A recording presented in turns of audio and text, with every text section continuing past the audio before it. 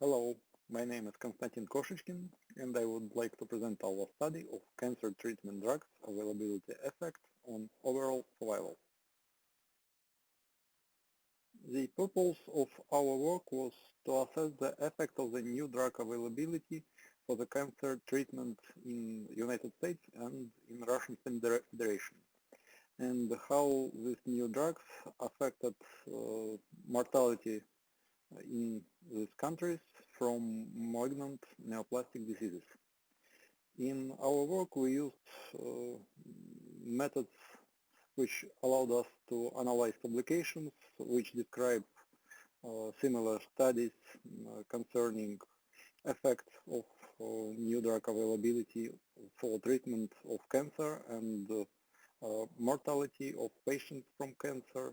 Also, we use data about market available drugs in United States on official website of US Food and Drug Administration and compared this data with information about market available drugs in Russian Federation from the official website of Ministry of Healthcare of the Russian Federation. And data on mortality we get from Global Burden of Disease Collaboration Network. In our work, we found several literature sources that showed that a lot of new anti-cancer drugs enter market without clear evidence of benefit on survival or quality of life improvement. Survival gains are often marginal against existing treatment or even placebo. There is a problem with clinical trials and its endpoints, and a lot of market authorizations are conditional and need to be proved later that this drug is effective, and authors propose that accelerated approval isn't effective for cancer treatment at all. The information on the approval of new drugs from the period of 2015 to 2019 was studied. In United States, we found 58 new medical products, and they treat different types of cancer. Most often it's lymphatic and hematopoietic tissue malignant neoplasms. Second place is tracheal, bronchus and lung cancer. On the third place it's breast cancer and several other types of cancer. Not all of these drugs are available in Russian Federation. To start, we found 17 drugs which are presented on the booth market, and on market of the Russian Federation they appeared 1.7 years later than on the US market. 15 drugs are under examination right now and are not market available yet. And 24 drugs were not even submitted for examination in Russian Federation. So we can see a serious difference in market availability for new anti-cancer drugs. And comparison of these two markets is very interesting because we can see the effect on mortality when in Russian Federation we even don't have a lot of drugs.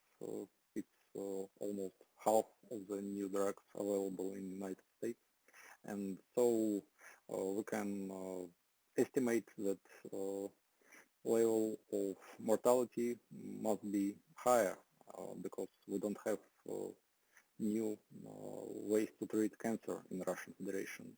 But when we analyze mortality rates, the result was different. The mortality is lowering in Russian Federation and rising in United States.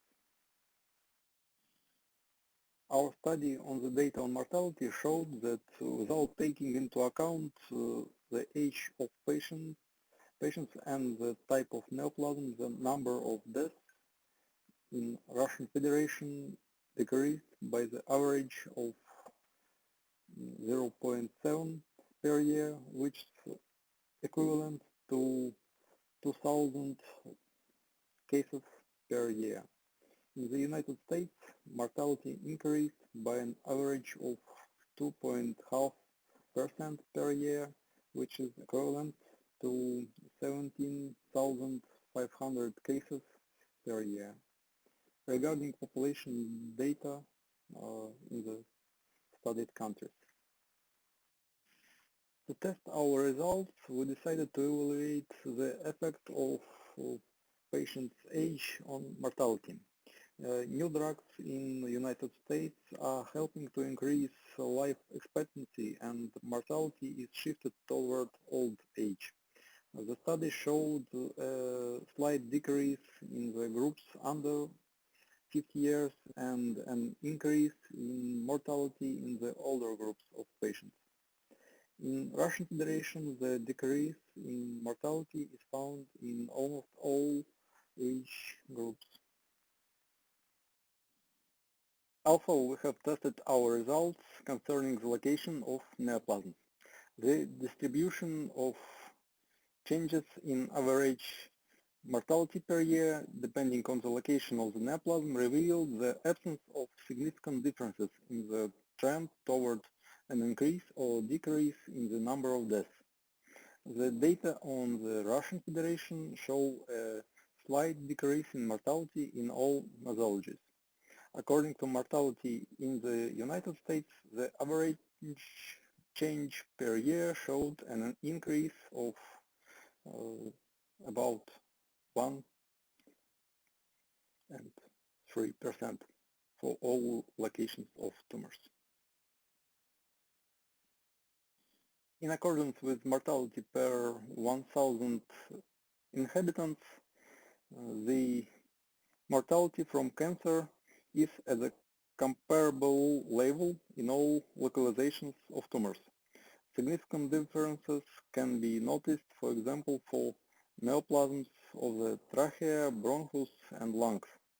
For this location, there are an average of 54 deaths per year per 1,000 US residents, while for residents of the Russian Federation, the value is only 35 cases per 1,000 inhabitants, which make the difference up to 34%.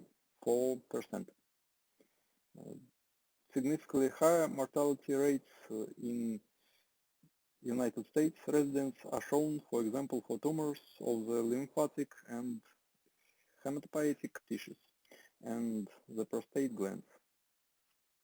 While for residents of the Russian Federation, for example, significantly higher mortality rates are for breast cancer, ovary, rectum, and others.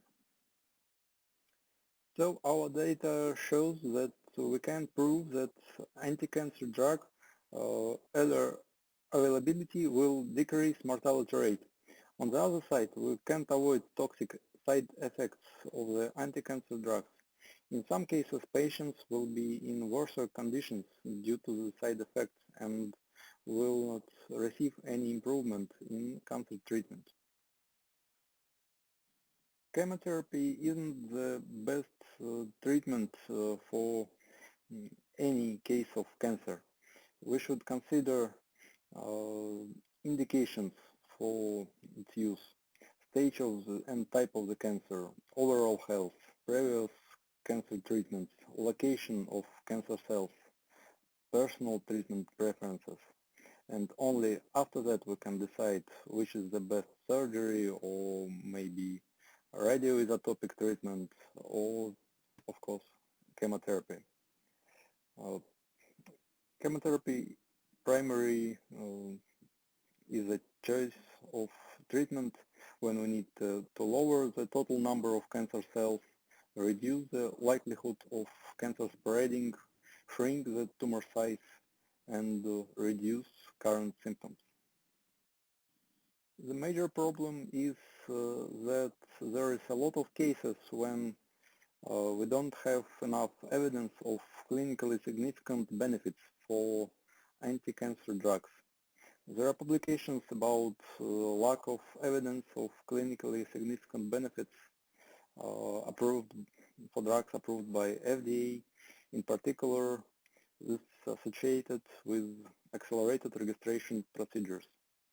Another studies say that out of 36, 18 cancer drugs that were approved by FDA from 2008 to 2012 based on the reduction of tumor size or stopping growth progression.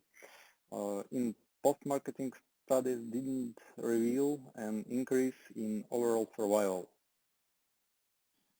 Our results showed the absence of significant reduction in mortality in general due to the permission of use for new drugs for the treatment of cancer. Also, we should consider costs of treatment with new oncological drugs that are protected by patent rights. It is in some cases more than $1,000 per patient, so it's very costly. The development of new drugs for treatment of cancer is an important, and this cost is appropriate, but we must consider that this price is reasonable, and this payment will really help patients, but not only show the reduction of some metrics for clinical trials. I believe that it is true that the cost of new drug development rising every year, and in some cases pharmaceutical companies will be in need to approve new drug for market, not because it will really help the patients and it will be more effective than the drugs which are already on the market, but just to cover the financials which they have spent on this drug development. Maybe it's reasonable because this money will be spent on next new drug, but I don't think that patients should pay for such a treatment without knowing how efficient it will be. As a result, our study showed the opposite of the expected. We didn't see the reduction in the mortality rate in the country where new drugs are being available faster, and mortality didn't decline in United States. The absence of 74% of new drugs on the market of the Russian Federation didn't show increase in mortality, otherwise mortality decreasing. So it means that our more older methods for cancer treatment are also uh, effective, and maybe these new drugs are not necessary to be present to decrease mortality. Based on the data obtained, it can be concluded that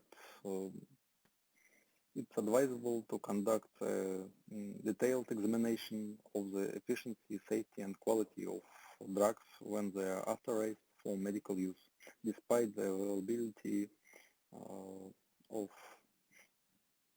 FDA and EMA approval for them. Thank you very much. It's all. I will be glad to answer questions if there are any.